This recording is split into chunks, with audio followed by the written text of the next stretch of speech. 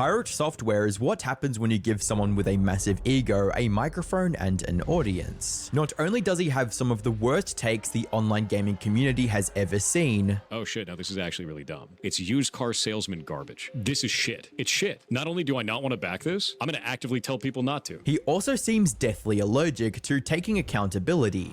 Wants me to sit down, grovel on my knees and be like, I'm so sorry, Mr. Yamato. It was all my fault, the mage. Even Dr. K, a professional psychiatrist, failed to make him realize his own arrogance. I think sometimes the things that I talk about in regards to those types of things is misconstrued as arrogance or boasting, when in reality, I'm just trying to give context. So that is the problem right there. So I want you to listen to this phrase. This gets misconstrued as arrogance, but in reality, it's this. Yeah. That is the most arrogant statement on the planet, bro. Like, tell me I'm wrong. Okay, I don't see it that way, but all right. And the moment the internet saw his true colors, it was all downhill from there. Even then, the one thing he still had going for him was his technical prowess as an expert game developer and an elite hacker. It was a lot. So after that, I ended up going to work for the United States Department of Energy because I'm a hacker, offensive security guy, and I hacked power plants for the federal government. And then I quit, and now I make video games on the internet. I've been doing this for a couple of years now. Well, as it turns out, much of what he claimed might have either been a flat-out lie or, at best, an over-the-top exaggeration. When Pirate Software told everyone that he worked on video games for 20 years, that he worked as a hacker, why did anyone believe him when this was what he was putting out? Why did it take this long for people to call him out for being a fraud when this is his magnum opus that took him 8 years? 8 years of perfecting your craft for something a middle schooler could make. This isn't the work of a professional. This isn't even the work of an amateur. It's pathetic.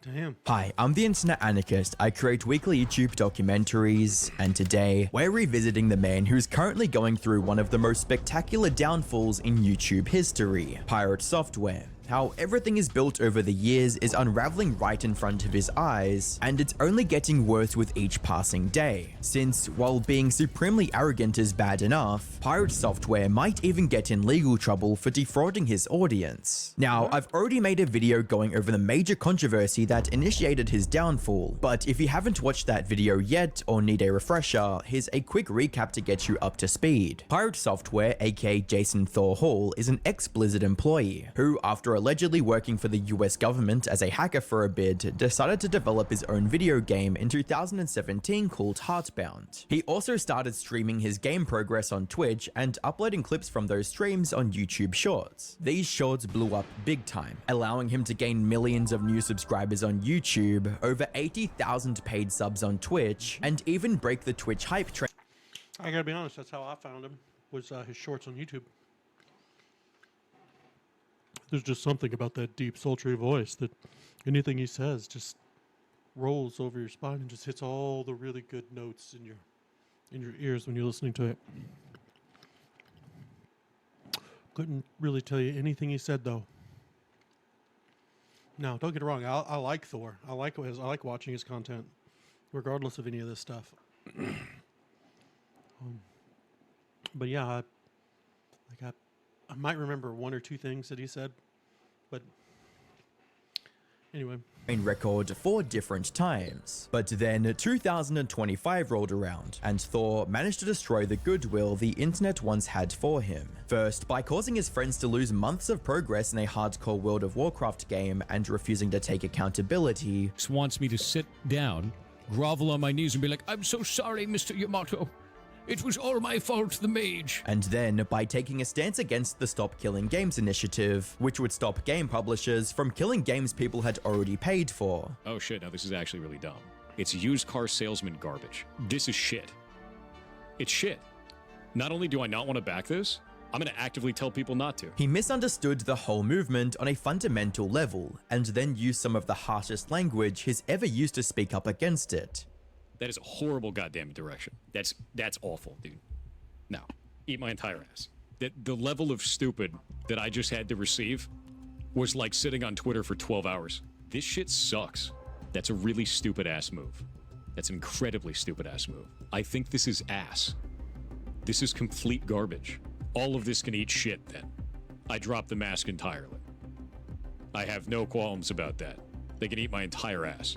The whole thing. His viewers were shocked at him blatantly rejecting something they thought was good. Thor, on the other hand, continued posting more videos doubling down on his take. But then, some of the biggest creators on the platform, like Charlie, Jacksepticeye, and PewDiePie, voiced their support for the initiative. This only made Thor look worse by comparison, making the whole internet, including his audience, turn against him. Now, Thor had a chance to retain some of the trust his viewers had in him, despite the overwhelming amount of backlash he was receiving. All he had to do was admit that he was wrong, but not only did he not do that, he stuck to his guns, regardless of how wrong he was. He was caught lying about his games getting review bombed because of the controversy, making him look even more pathetic than he already did. Now, at the end of my last video, I posed two possible futures for Thor. He could either admit that he was wrong and turn things around, or stay stubborn and turn into the perpetual lolcow of the internet. And from the looks of it, he's chosen the second option, which has not only earned him more hate, but has prompted people to take a deeper look into his life, starting with his reputation as a master coder, and what they found was shocking to say the least. It started when a YouTuber named Coding Jesus, whose main content is him dissecting people's code and pointing out issues, decided to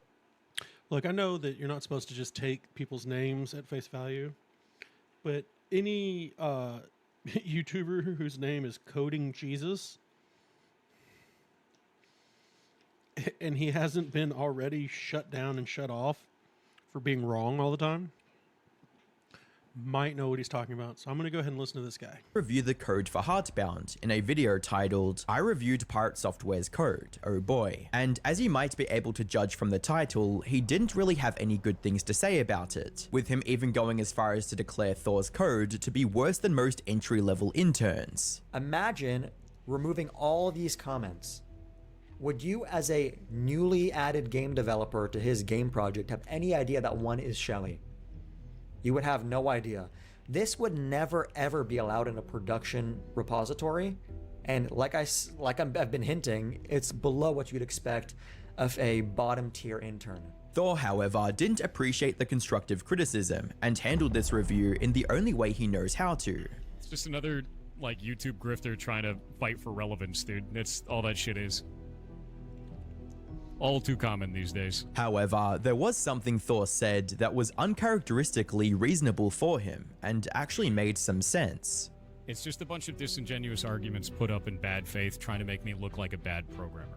And in reality, this guy has never used the engine that I'm working in, never used the language that I'm working with, and all of his points are moot as a result. From an objective point of view, his reasoning here for why Coding Jesus wasn't able to understand his coding style because he's not a game developer seemed sound. That was until another YouTuber, Quinn Theo, decided to get Coding Jesus on a call and dissect Thor's arguments together. They began by analyzing Thor's comments about Coding Jesus' very first critique, with Coding Jesus explaining how Thor doesn't use a very basic practice in his code that even school-level coders know how to use. Manually setting all to 0 with 8 lines, those were set to 0 because it was ending the alarms. By setting them to 0, you're actually setting the alarm to off. So what he's doing here is a classic example of deflection. He pretends the chatter asked, why do you set the alarms to 0, instead of the question, which was, why don't you iterate over them in a for loop? A for loop is a very basic coding construct. If you're iterating through a consecutive set of numbers, you definitely want to use that. It's the perfect scenario for a for loop. While also pointing out how he deflects from the real question whenever he doesn't know the answer. But he pretends that he didn't understand the question, and then tries to answer something else. And in case you're not familiar with programming, a commenter summed up Thor's flawed approach perfectly, stating, he is literally doing the equivalent of writing 2 plus 2 plus 2 plus 2 plus 2 plus 2 instead of writing 2 times 25. But that was just the tip of the iceberg, because while someone might argue that he simply misunderstood the criticism instead of purposefully deflecting it, that doesn't explain why he kept doing the same thing over and over again. SpriteSpark is not a magic number. It's a direct reference to an asset file called SpriteSpark. This is how GameMaker allows you to link sprites and other assets. When you want to use a sprite, sound, or other object, you call it by name. This is disingenuous at best and an obfuscation tactic at worst, because as you can see here, there's a lot of numbers here. It's very obvious when I'm talking about a magic number, I'm talking about things like 1, 0, 15, 270, 360. I'm not talking about what my mouse just happens to be highlighting, which is SPR Spark. Almost as if it's a core part of the tactic he uses to sound more knowledgeable than he actually is. He has this repeating theme where somebody gives him a question and then he pivots to something that somebody didn't even ask or address to try to get out of that question. Something that becomes abruptly clear when he does address criticism directly and ends up being objectively wrong about everything he's saying. Data types are not defined in GameMaker. You cannot define a Boolean. You can use 0, 1, or true, false at will. It doesn't do anything. None of this matters in this language. The Boolean and the data types. Okay. So I'd like to interpret this in two ways, because what he could have been saying here when he says data types are not defined is that you can't create your own custom data types, which is indeed wrong. You can create structures in GameMaker. It's in the documentation, search up structs and constructors. But maybe he wasn't referring to structs, maybe he was referring to booleans, which also just isn't true. What's worse is that he could have easily avoided looking like a fool. All he had to do was actually read about the programming language he claims to be an expert at. He makes the claim that you can't define a boolean in GameMaker because GameMaker itself doesn't have a native boolean type in its scripting language. In other words, it interprets reals as booleans. Now, to reconcile the fact that he used a boolean in his code with what he said, I decided to do what any developer would do, and that is I consulted the documentation. So if you go to data types in GameMaker, oh, look at that. You are also provided with constants, true and false, which can always be used in your code to prevent any issues. Should the native Boolean type be defined later. This can either be interpreted as Thor being incredibly lazy or just simply not knowing Booleans exist in the language he's using. Either way, it calls into question every claim Thor has ever made about his coding skills to this point. As a comment on YouTube eloquently puts it, "Someone please take the shovel away from Pirate Software. This man won't stop digging a hole for himself." But what's most concerning is Thor's inability to take any kind of criticism, even when it's valid. He's set up a wall of denial in front of him and just disregards anyone that doesn't agree with him. That said, this next issue isn't something he can simply ignore, since he might even end up in court because of it. The bombshell dropped on July 5th, 2025, when a Twitter user by the name of Guy made a wild accusation against Thor, stating, "Pirate Software accidentally revealed his DMs with Kronos during the April 1st Twitch Giga Train, showing that they were boosting it themselves. This is why the stream is unavailable to watch." The Giga Train he's talking about here is actually the record-breaking Twitch hype train Thor was able to reach on April 1st, 2024. A hype train, for those who don't know, is a Twitch feature that gets activated when a streamer starts receiving a lot of donations or gifted subs in a very short span of time. It then continues leveling up if the donations keep coming in, and the more a hype train progresses, the more rewards the donors unlock, including special emojis and gifts that they can use, incentivizing them to keep spending their money. As we mentioned earlier, Thor had already broken multiple hype train records before. However, all of them paled in comparison to the hype train on April 1st, 2024, as it managed to reach past level 105. This was a big milestone in Thor's career. It made headlines, and turned Thor into an even bigger name in the online gaming community. However, if what Guy was alleging on Twitter was true, it meant that this record wasn't as legitimate as it seemed, and the proof he presented was in the screenshot of the conversation Thor had with his head mod Kronos while his hype train was active. Right, let me know if you do. Bits is going to be the best way to do it due to the return if you need to save it. Bits rather than T3 subs. Tier 3 subs might be better, don't know. Bits is 82% return when you buy them in bulk. Have you bought any yet? I've done 100 tier 1 subs on my personal, ready to do 40 tier 3 subs on an alt. Can do bits instead or both. Did 50,000 bits at 20 seconds left. Okay, what is the alt account? Serendipitous Bean. Put simply, this seemed like Thor telling his own mod to donate from an alt account to artificially keep the hype train going, and even telling him to use bits. I don't know. I don't think if he was telling him to keep the hype train going.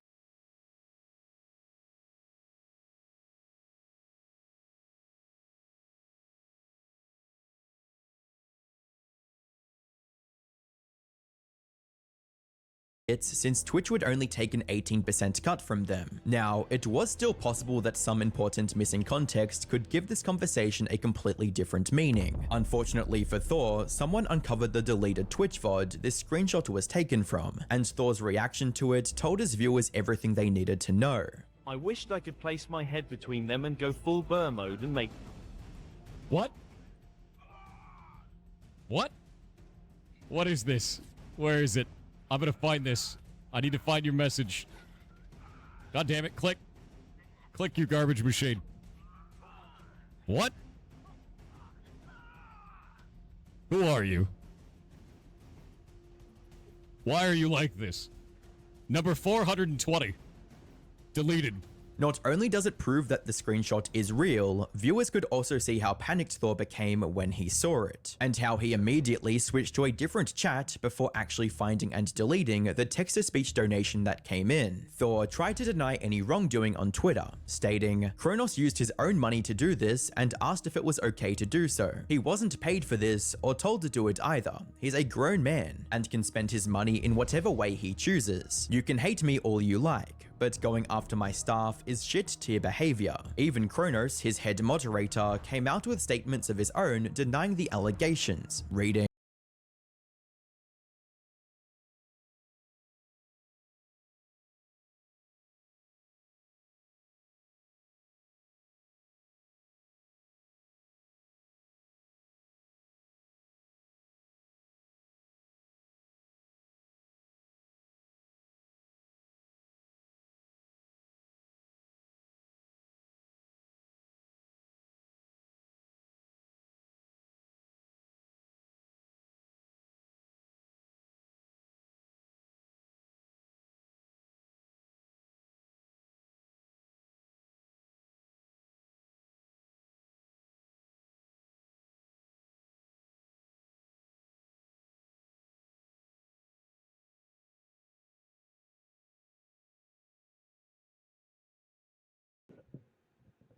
There we go. Yeah, this is a weird thing to care about. I'm going to be completely honest. Why would you... Like, this is a dumb thing to like, oh, one of his mods bought subs and bits. Who cares? Who cares? That is a dumb thing to care about.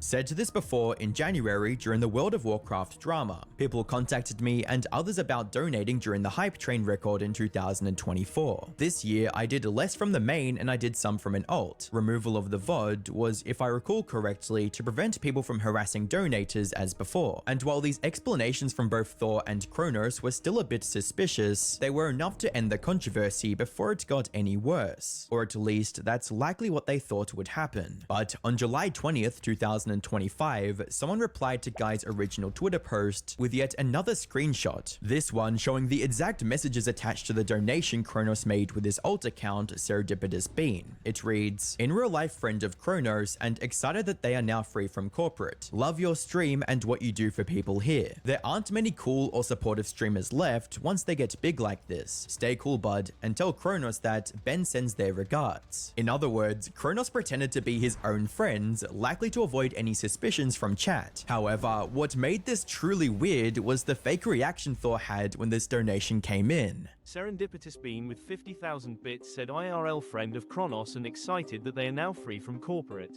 I know. Love your stream and what you do for people here.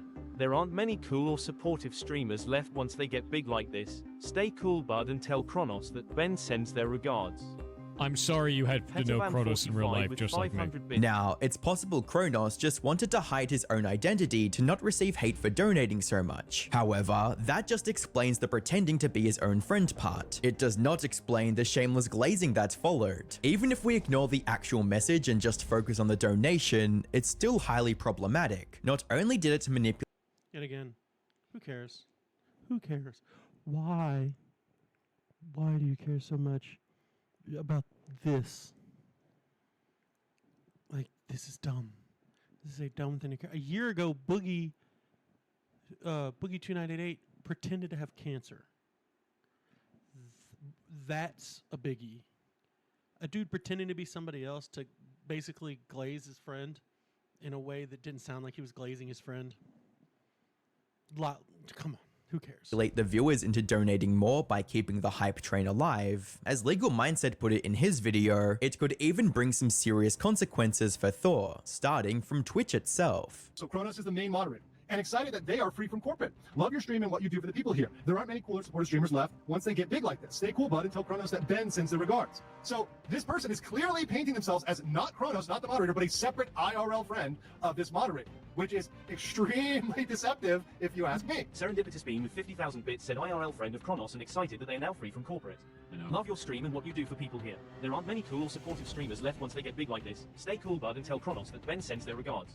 I'm sorry you had to know Kronos in real life. Just 500 bits said when is Yarn pregnant and going to be real. Dude, this guy can't be real. This guy actually can't be real. Thor has openly claimed plenty of times that he hires and actually pays all his mods.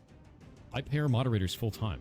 Not only do they have And actually pays all his mods. Sea-Dog. I pay our moderators full time.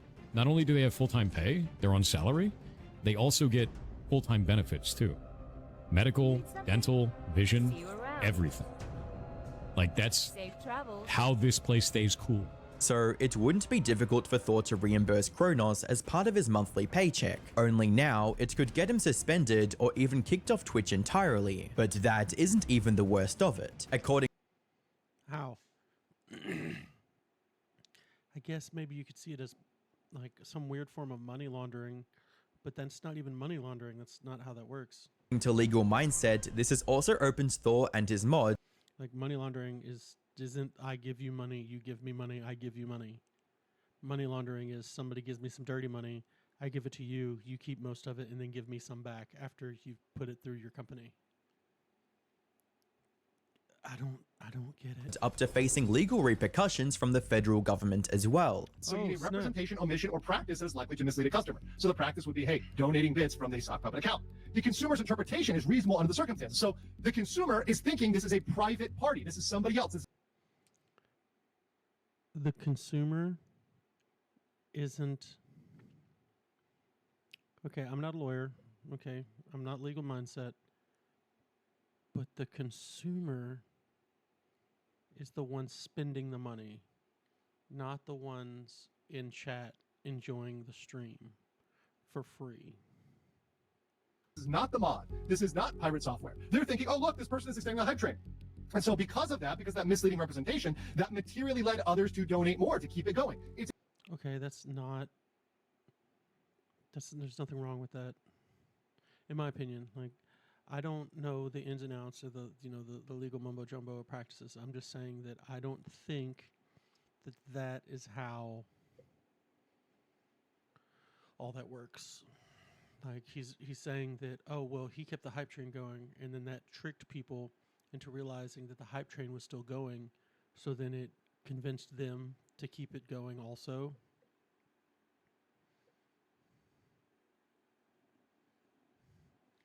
That's a very, very big stretch, in my opinion. a very well-known thing in scams and cons. This is something that confidence men do. They get fake buyers to go out there and gin up interest so that people will buy stuff even though it's overpriced. And if that wasn't What is overpriced? The bits and subs are the same price. It's either they didn't raise the price that day.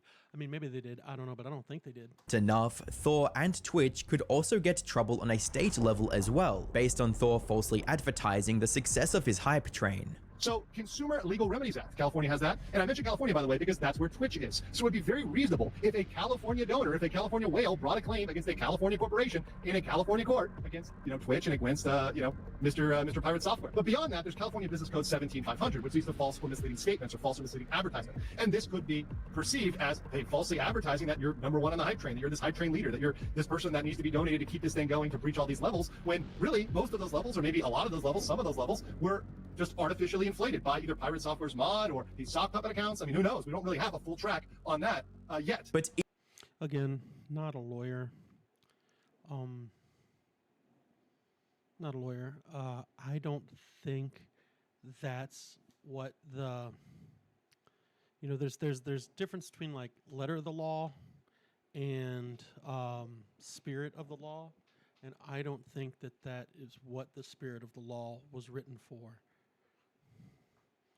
Because he didn't force anybody to do anything.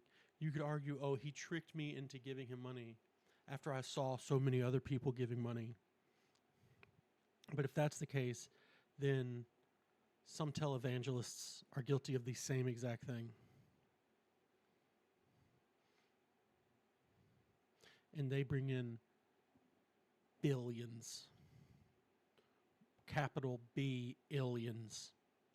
Even if he manages to escape any direct repercussions, these controversies have only accelerated I want to make sure I said televangelists, not telemarketers. Televangelists. his downfall, with the number of people unsubscribing from his YouTube channel each month jumping from 100,000 plus when the Stop Killing Games controversy happened to over 200,000 after these new controversies came to light. It truly seems like Thor's reputation has reached a point where even if he apologizes now or tries to take accountability, it's pretty unlikely that he'll ever regain the audience he once had. But just when we thought he couldn't sink further, he somehow found a way. As I was making this video, Quintheo dropped another bombshell by interviewing Mr. Jason Thor Hall's ex-roommate, as well as the person who was in charge of his quality assurance work at Blizzard. Hi, my name's Cynthia Hall. I go by Ludiana online. I am a lifelong artisan cosplayer. I worked for 5 years at Blizzard and then 8 years at Twitch. And I happen to work with Pirate Software at Blizzard as his wrangler on Diablo 3. And what she had to say about Thor was shocking, but not all surprising at this point. According to Cynthia, Jason was straight up bad at his job. He would constantly slack off and browse Reddit all day, and even when he did work, Cynthia often had to come in and correct his mistakes. So we're talking dealing with all the spawns in the game, all the boss testing, having to do all the smoke tests whenever there were new builds. That's end to end, make a character run through to Skeleton King kill. Like that's just testing the builds. Whatever the task was for the day, it could just be spawning different monsters and testing their affixes to see how they perform. That easy. But he would just kind of create a character and idle in the client and read Reddit. That's literally what he did. He sat in front of me and I was assigning the tasks.